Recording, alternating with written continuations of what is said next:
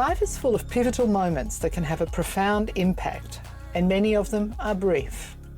Today we explore stories about 10 seconds that changed a life and how a small random act of safety can have a big impact. I'm Karin Ovari. And I am Nuala Gage. And we are the Safety Collaborators. And our mission is to help people change the way they think about safety, and today specifically inspire the random acts of safety movement. You mentioned 10 seconds that can have such a profound impact and a pivotal moment. And it's usually after those 10 seconds that we hear things like, if only I had. It was just a quick job. If only someone had stopped me and helped me to think, what could go wrong and how could I do this differently?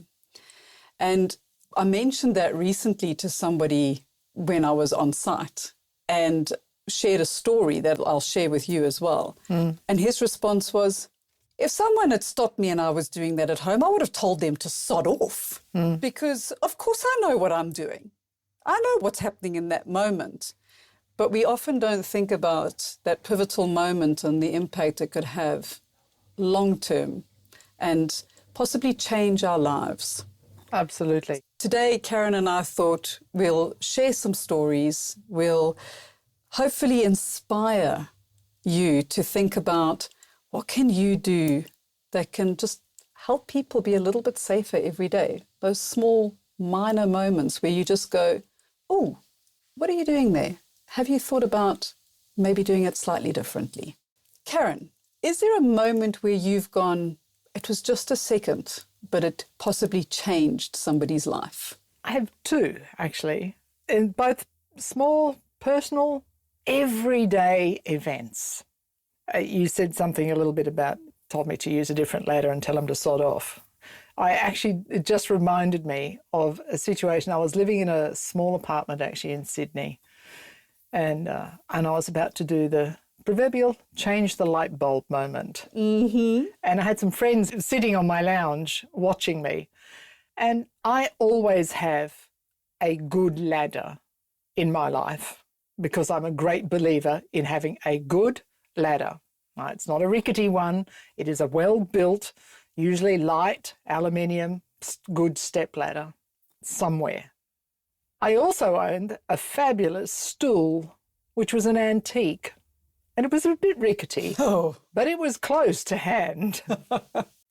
So as I'm stepping up onto the stool to change the kitchen light bulb, my friend Chris says, Karin, don't you work in safety? Is that a good thing to be doing? Ooh, ouch. Ouch. I looked at him and I went, good point. Let me put that away and go and get my ladder. Then there was another time, and now I am in my friend's house and I'm watching her husband pressure washing the deck and all the timber furniture in bare feet, no eye protection, nothing. Wow, that just gave me goosies. Right. And I looked outside and I went, I'm really sorry to say this, but I cannot watch that and not intervene. So I said, hey, Brett, do you have any idea what a pressure wash can actually do to you? To be fair, all I managed to get him to do was put on sunglasses. But hey, it was a start. So I think what's important is, at the end of the day, what's the story that you can tell that will inspire someone to do something different? And they don't have to be big conversations. It's a bit like me getting up on that stool and my friend saying, excuse me. And you, in that moment, go, oh, shit, yeah, you're right. I'll just change that. Of course, we have far worse stories, but yeah. Let's fast forward from then to, it's about 3-4 years ago, where, just to give a little bit of history for you, is I'm part of Lions International, which is a charity organisation, and we do a lot of work with the blind societies. And in South Africa, in Pretoria, we do a lot of work specifically with Jacaranda Club for the Blind. And every year we host a Christmas function. And I was asked if I could please pick up one of the members and take them to the Christmas function. So I've never met this person before. and go and pick him up, and off we're going, and it's a little bit of a drive, and, you know, the topic comes up of, well, what's your story? And for me, it was heartbreaking, because here was a man who had lived this exceptional life of traveling globally for work, been on adventures, been to the most incredible places. And 2 years prior to this Christmas function, did exactly that. Stood on a stool or a chair to hang up a curtain rail, and the chair broke, and he fell backwards, working alone at home, hit his head on the shelf behind him and thought, ow, that hurt like hell. Maybe I should get the stepladder. Got the stepladder, finished doing the job, went to sleep and woke up blind. Wow. And it severed his optical nerve. Wow. And we actually do have blog posts that gives a little bit more detail about that on our page. Anyway, so he was going, if you had stopped me, or if somebody had said, don't use the chair, go and get a ladder, he would be in a very different place. It was a brief, pivotal 10 seconds that he can't take back. That could have been my story. So, am I not grateful to my friend Chris? You know what I mean? It's the same story, but very different outcomes. Very, very different. So that little random act of safety that my friend Chris performed on me could have been what Grant needed. Absolutely. If you want to reach out to us, use the hashtag Conversations That Matter, and we'll pick it up on the socials. Or look out for us on LinkedIn, Karin Ovari, me, Nuala Gage, or our company, Safety Collaborations. Now back to this week's show.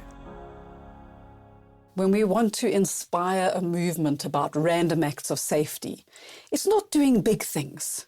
It's a minor but impactful change that encourages somebody to be a little bit safer and think, what am I going to do?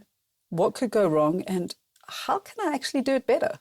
And it can be something at home. It can be walking along a bridge with a group of wonderfully fun, drunken teenagers wanting to jump off into the river below because it seems like a really great idea.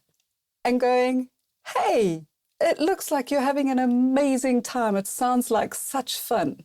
Have you thought about what could go wrong? Do you actually know what's down there? And it was a very brief conversation that a friend of mine and I had with these lovely young people. And we didn't even stop to find out what was happening or if they had considered it. We just said, have fun, but have an amazing day tomorrow as well. And we walked away. And as we walked away, we could hear how the conversation had changed. And a few minutes later, we looked back and they had packed up their stuff and they were walking off the bridge. Did we save someone from ending up in a wheelchair that night? I hope so. Yeah. I'll never know, but I hope so. But we often leave legacies in our wake, and we may never know the outcome of those legacies, but they are good ones. So those small conversations are really important. And it's not just about possibly helping the other person. You and I were chatting earlier about what does it actually do for us? How does it inspire us? How does it change our being for that day or that moment? And you often speak about the chemical reaction of helping somebody else. And I love that kind of thing about if you can't help yourself, stand up and help somebody else. So how does that work for us? We talk about our feel-good hormones. And our feel-good hormones, people know about dopamine, if you go to the gym, get lots of exercise, or serotonin to help you sleep and all that. But one of the more wonderful hormones is oxytocin, and we call it the feel-good hormone.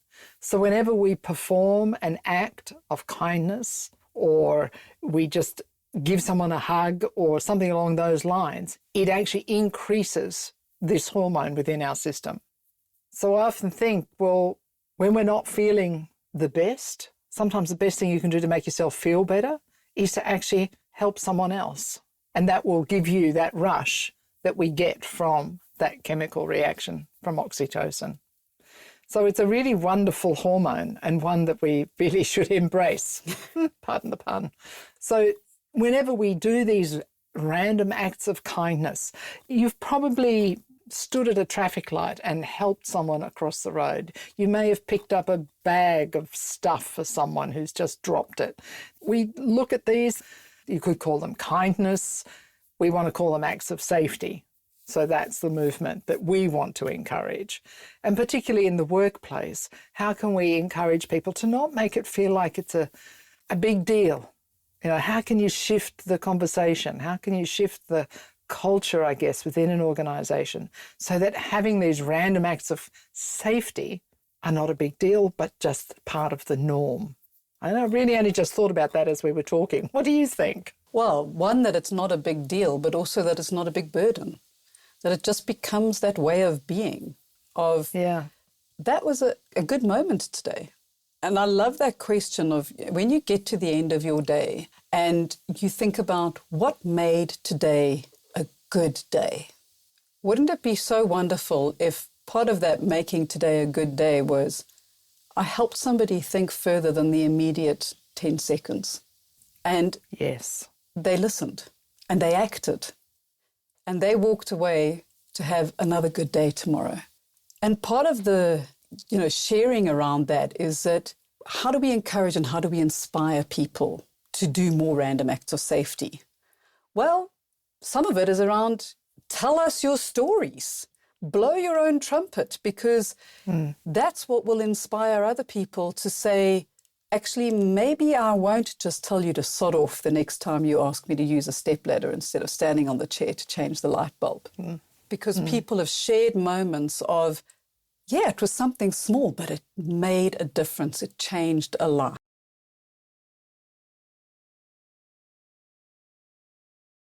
I have a page on our website where you can go and share your story with us, and we'll post it and we'll share it on our social media platforms and say, have a look at how awesome this minor yet impactful intervention was.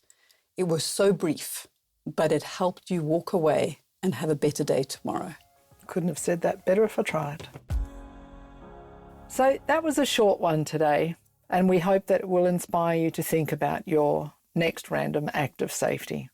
So thank you for joining us, and as always, lovely to have a conversation that matters. Feel free to connect with us at safetycollaborations.com, where you will find some resources. So we'll add some resources to this one. We will give you the link to be able to share your random acts of safety, and we look forward to reading those. We also have a new function on the website, which is a live chat, where you can actually share your thoughts with us. And we'd love to hear what you think about the podcast in particular as we start to grow and evolve it. As always, you can email us at hello@safetycollaborations.com. Till next week, stay safe, stay well.